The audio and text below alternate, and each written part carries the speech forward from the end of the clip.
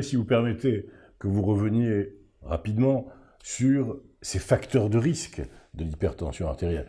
Au-delà du diagnostic, au-delà du traitement qui a été mis en marche, et donc de son efficacité avérée, espérée en tout cas, il y a des consignes de vie à appliquer. Tout à fait. Vous avez entièrement raison. Et dans ce domaine-là, la pratique américaine se distingue de la pratique européenne.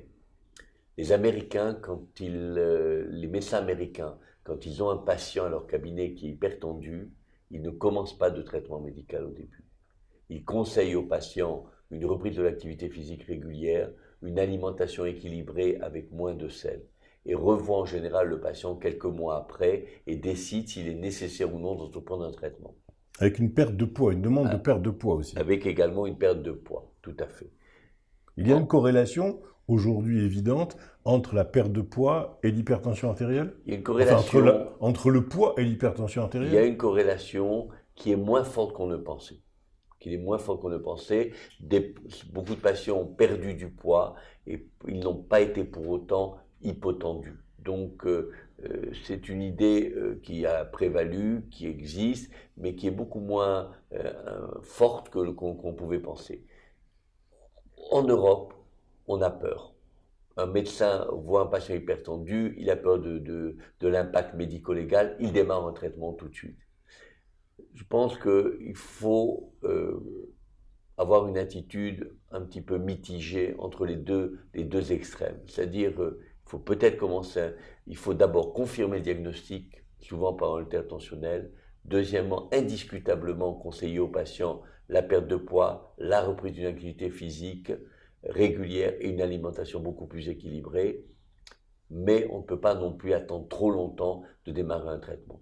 Parce que des accidents cardiovasculaires sont apparus entre le premier contact médical et le début du traitement. Et notamment l'accident vasculaire cérébral qu'il faut éviter à tout prix.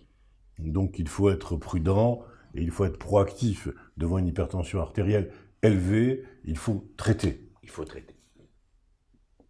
Voilà. Et avec tout simplement parce que les traitements sont efficaces.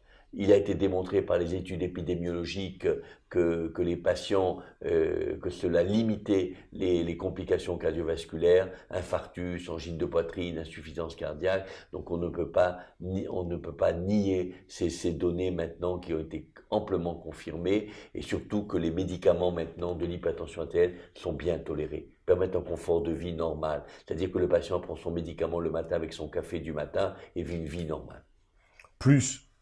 J'y reviens, l'arrêt du tabac, la diminution du sel, les facteurs de risque classiques, c'est-à-dire le stress, le cholestérol, éventuellement le diabète, plus la sédentarité, qui sont vraiment les éléments capitaux fournisseurs, ou en tout cas entretenant l'hypertension artérielle. Comme nous l'avons dit au début, l'hypertension artérielle est le tribut de la vie moderne.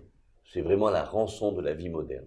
Toutes les caractéristiques que vous avez signalées, ce sont les caractéristiques de la vie moderne, d'un patient qui est hyperactif, qui est assis toute la journée devant son ordinateur, qui mange très mal, avec beaucoup de sel, et qui ne fait pas d'activité physique.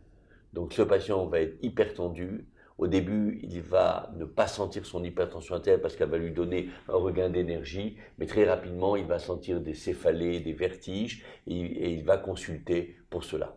Et il va être difficile de le convaincre de prendre un traitement, parce que le traitement va, comme nous l'avons dit, diminuer ses capacités au début, mais quelques mois après, il va se sentir beaucoup mieux, beaucoup plus détendu, beaucoup plus apte à contrôler ses sensations, à contrôler ses réactions vis-à-vis de ses collaborateurs. Ce sont des patients en général qui sont très coléreux, qui s'énervent rapidement.